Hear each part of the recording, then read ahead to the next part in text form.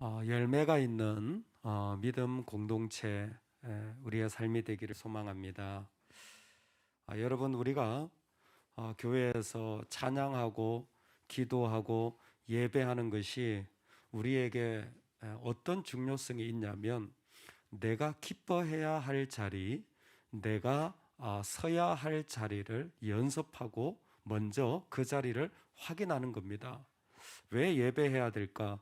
왜 내가 이런 찬양을 드려야 될까? 어떤 찬양은 참 좋은 찬양이 있고 어떤 찬양은 잘 모르죠. 우리 주의 성령이는 수십 년 만에 불러보는 것 같네요. 예전에 많이 불렀죠. 근데 그런 거 하면 또 내가 왜 이런 섬김을 해야 될까? 뭐예요? 그 모든 것이 무엇이냐면 하나님의 기쁨을 알아가라고 우리한테 주시는 거예요. 여러분, 내 삶에 하나님의 기쁨을 아는 자리가 분명히 서기를 주의 이름으로 축원합니다.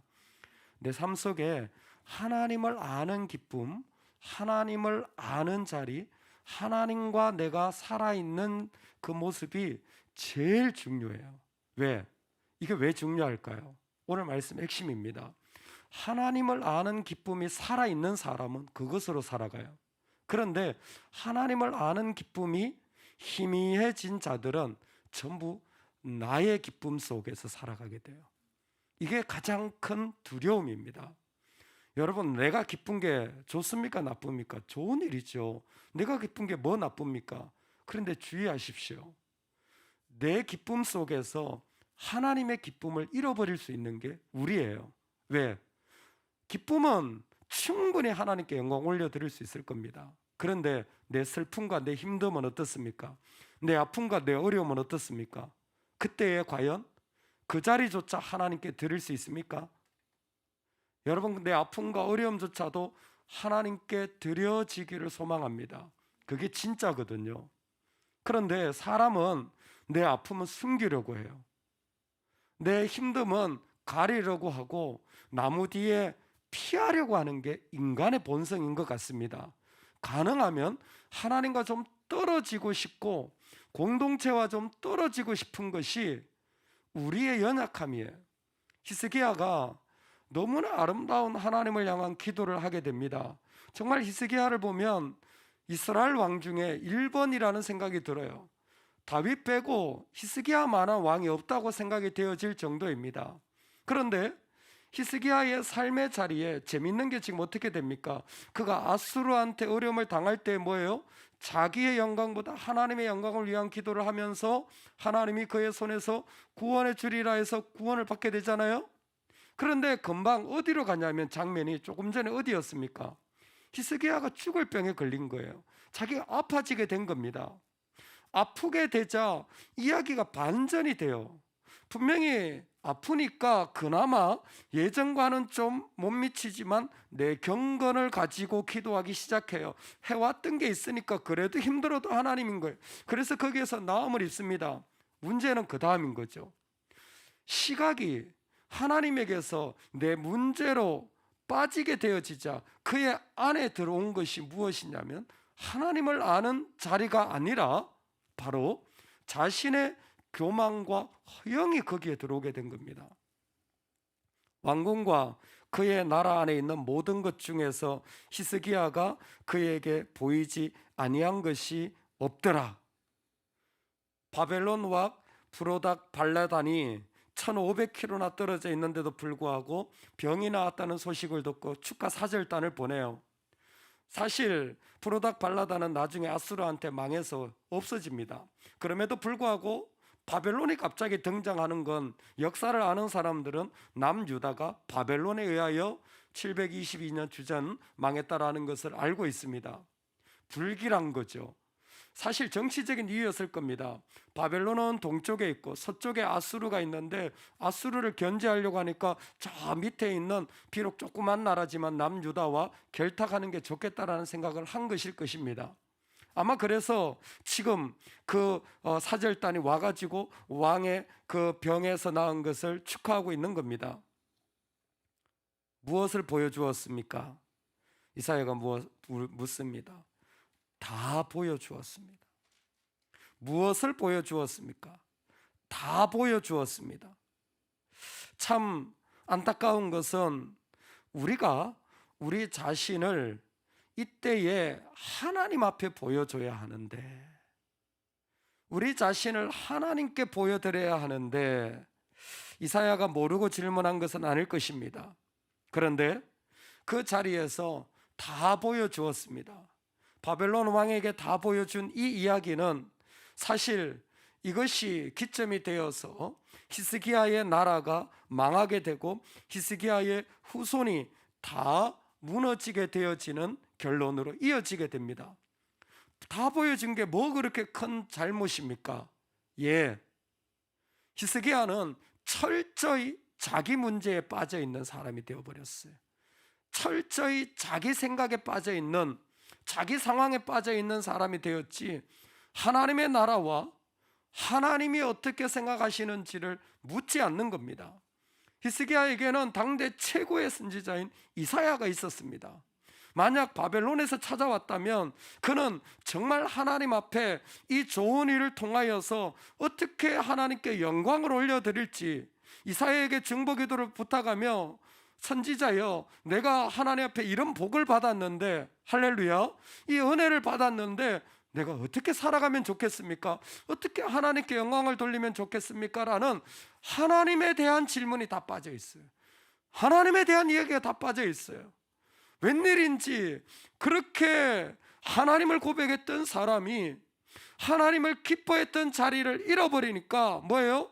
자기가 기쁘고 자기 문제에 빠져서 거기에 완전히 고립되어진 겁니다. 여러분, 내 문제, 내 일이 커질 때 여러분 주의하셔야 돼요. 이게 정말 나한테 힘든 일이다 생각이 들수록 조심하셔야 됩니다. 왜? 그건 내 모든 걸 다 잃을 자리일 수도 있어요. 심지어 내 자식들조차도 망하는 길일 수 있습니다. 히스기야는 보여줘요. 다 보여줬잖아요. 보여준 게 하나도 남김없이 바벨론으로 다 옮겨질 거다. 뿐만 아니라 당신의 후손들은 바벨론으로 끌려가서 황간으로 살게 될 거다. 자식들조차 다 망한다라는 거예요. 이 일이 왜 이렇게 됐습니까? 우리 안의 삶의 자리에서 정말 내가 힘들고 내가 어려웠던 자리가 있습니다. 여러분, 믿음의 사람은 그 자리도 하나님의 자리가 되기를 소망합니다. 나는 도저히 극복이 안 돼, 이해가 안 돼. 여러분, 그 자리도 하나님의 자리가 되어야 돼요. 그 자리조차도 하나님의 자리가 되어지면 그 인생은 열매가 맺어집니다. 히스기야를 보면서 제일 안타까운 게 뭐냐면 열매가 없어요. 그는 대단히 좋은 믿음의 사람이었던 건 분명한 것 같습니다. 그는 대단한 은혜와 믿음으로 결단했던 것도 있었던 것 같습니다. 근데 뭐가 없어요? 열매가 없어요. 히스기야의 아들이 누구냐면 므낫세입니다. 이스라엘 역사 가운데 가장 긴 통치를 한 왕이에요. 52년 그가 통치를 하게 되어집니다. 그러나 이스라엘 역사 가운데 가장 악한 왕이 또한 므낫세입니다. 므낫세는 아버지가 버렸던 것을 다 다시 가지고 오게 됩니다. 심지어 그보다 더 심각하게 성전들을 다 회파시키며 악한 일을 앞장서서 가장 긴 시간 동안 그 일을 하게 되어집니다. 오늘 하나님께서 이 자리를 통하여서 우리 가운데 하나님이 도전하시는 것이 무엇이냐면 너에게 열매가 있느냐라는 거예요. 앞으로 55년 동안 므낫세를 통하여서 그 나라가 완전히 무너지게 되어지는 것을 보며 우리가 정말 내 자신을 돌아볼 때는요, 내가 얼마나 옳은지, 내가 얼마나 그런지는요, 열매를 보고 판단하면 됩니다. 내가 이렇게 살았는데 나는 이 이유가 너무 컸는데, 여러분 뒤를 한번 보세요. 내 자식들이 믿음 생활을 어떻게 하고 있는지, 옆을 한번 보세요. 그 사람들이 어떻게 지금 믿음으로 살아가고 있는지, 그 보면 열매를 보면 내 믿음이 지금 어떤지를 확인할 수 있는 겁니다. 뭘 그렇게 복잡하게 생각하세요? 우리의 신앙은 가짜가 아니고 이론이 아니고 실제입니다. 하나님 앞에 내 이유가 너무나 컸던 사람들은 아무것도 드린 것이 없어요. 왜? 내가 죽을 지경인데 무슨 하나님께 드립니까? 무슨 하나님을 위해 삽니까? 어느덧 히스기야의 끝에 우리가 와 있는 것 같지 않으세요? 어느덧 히스기야의 모습처럼 우리가 변화되어진 거 아니에요? 너무 나한테 숨기고 싶은 이야기들이 많아서 더 이상은 하나님 앞에 나아가려고 하지 않게 되어져 버렸습니다. 무엇을 보여주었는가? 다 보여주었습니다. 보여준 것마다 다 잃어버리게 되었습니다. 당신의 후손이 환관이 될 것입니다. 그랬더니 히스기야가 이렇게 대답합니다. 여호와의 말씀이 선하니이다 하고 또 이르되 만일 내가 사는 날에 태평과 진실이 있을진데 어찌 선하지 아니하리요 하니라. 아멘. 말이 참 애매합니다. 참 애매해요. 무슨 말이에요 도대체? 여호와의 말씀이 선하니이다. 당신이 바벨론으로 끌려간다는데 무슨 여호와의 말씀이 선하고 당신의 후손이 환관이 될 것이라니까 내가 사는 날에 태평과 진실이 있을진데 어찌 선하지 아니하리요. 끝까지 내 문제가 가장 심각해. 그리고 내가 사는 날 동안에 평안하다면 됐습니다. 내가 사는 날 동안에 내 문제만 해결되면 나는 이제 괜찮습니다. 이 태도 아닙니까? 내가 사는 날 동안에 평안할진데 내 문제만 없어지면 나도 이제는 떵떵거리며 살 수 있습니다. 기피고 살 수 있을 텐데 오늘 우리가 살아갈 때에 여러분 내가 살아가는 자리에 열매가 있는 은혜가 있기를 주의 이름으로 축원합니다. 사람이 살아가는데 12가지 인간 법칙이 있답니다. 책에 나오는 이야기인데 가재가요 그런답니다. 가재가 가재끼리 싸우는데 상대방 가재를 이기면 그게 손이 부러지든지 뭐 어디가 부러지든지 다리가 부러지든지 상대방 가재를 제압을 하면요 이긴 가재는요 어깨를 피고 다닌답니다. 가재가 어깨를 어떻게 펴는 거예요? 두려움 없이 다닌대요. 이긴 가재는. 근데 신기한 게 손이 잘렸든지 다리가 잘렸든지 진 가재는 신기하게 찌그러지면서 다닌다는 거예요. 그 책은 자기 개발서라 이렇게 얘기하는 거예요. 그래서 사람의 뇌를 승리의 구조로 만들면 그 사람은 계속 승리한다. 뭔가 작은 일이라도 성취하고 그래서 그 저자는 뭘 하냐면 신년이 되면 꼭 운동을 새로 배우거나 악기를 새로 배우거나 못하던 걸 배우기 시작하면 뭐예요? 성취감이 생기면 그 사람은 자신감이 점점 더 일어나고 자신감이 일어난 사람은 어떤 것이든지 자꾸 도전할 수 있다는 거예요. 그러니까 자녀를 양육할 때 애가 좋아하는 걸 자꾸 시키면 뭐예요? 자신감이 배가 되는 거죠. 그러면 또 다른 것도 잘할 수 있다는 거예요. 그렇게 얘기를 하더라고요. 우리 뇌가 승리의 구조로 바뀐답니다. 우리 뇌가 얼마나 바뀌는지는 모르겠어요. 분명한 사실은 믿음의 사람은 주님의 이름으로 승리하고 기뻐할 줄 아는 사람들이라는 것입니다. 언제? 내가 실패했다고 할지라도 내가 배우는 게 넘어졌다고 내 생각이 그 가운데서 내 삶이 진흙탕에 빠졌다고 할지라도 주님으로 기뻐할 줄 아는 사람이 우리라는 것입니다. 할렐루야. 여러분 그 자리를 잊지 말아야 됩니다. 그래야 내 안에 어떤 어려움이 닥치고 내 안에 이런 문제가 있어도 뭐예요? 그거 괜찮아. 그건 내 인생에 중요한 거 아니야. 나한테 이런 말이 들려도 나한테 이런 정말 내 인생에 절망적인 일이 일어나더라도 뭐예요? 나는 그것 가지고 살지 않아. 나는 주님으로 살아가는 사람이야. 여러분 우리가 이 선포가 그 가운데 있을 때에 비로소 하나님은 우리와 우리의 가정과 우리의 나라를 회복시키실 줄로 믿습니다. 하나님 한 분 외에는 신뢰할 자가 이 땅에 없습니다. 히스기야조차도 신뢰의 대상이 되지 못하고 있습니다. 핵심은 하나님께 보여드리는 것입니다.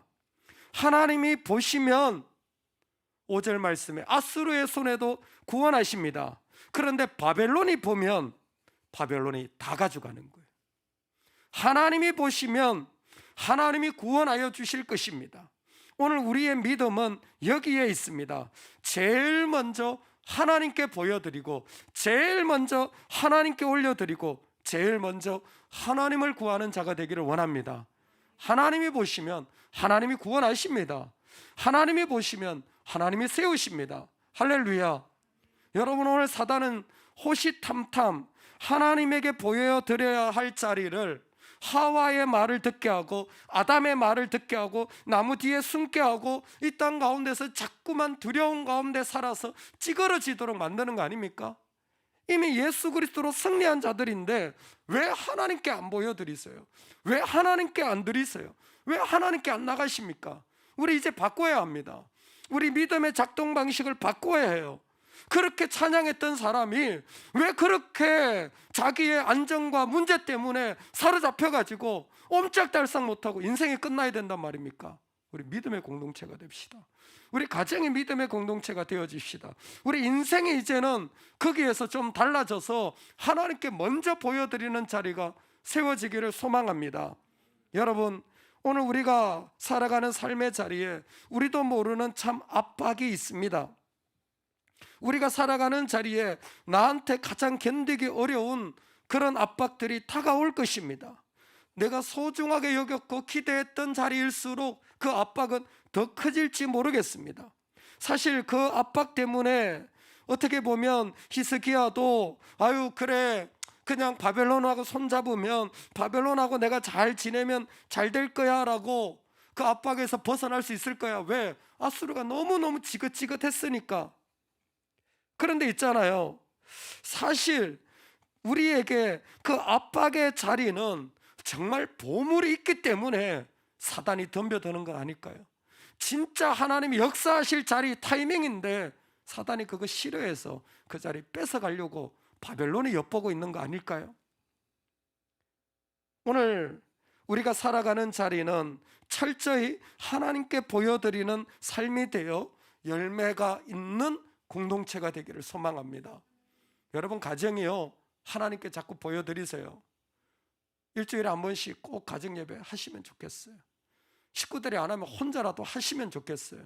하실 수 있는데 안 하시니까 가정이 자꾸 뭐예요? 사단에게 보여지고 있잖아요. 문제에게 보여지고 있잖아요. 돈에게 자꾸 보여지고 있잖아요. 그러다 끝나버리는 거 아닙니까? 여러분, 우리 자신을 하나님께 보여드리면 좋겠습니다. 날마다 보여드리십시오. 안 그러면 우리도 자꾸 바벨론이 와서 엿보고 그냥 휙 쓸려갈까 두렵습니다. 오늘 우리의 삶에 하나님 앞에 나아가는 모든 자리에 하나님이 우리를 부르실 때 내가 너의 수고를 안다, 너의 이 흰돌 위에 나의 영광을 세우리라 라는 축복이 있기를 간절히 축원합니다. 아멘.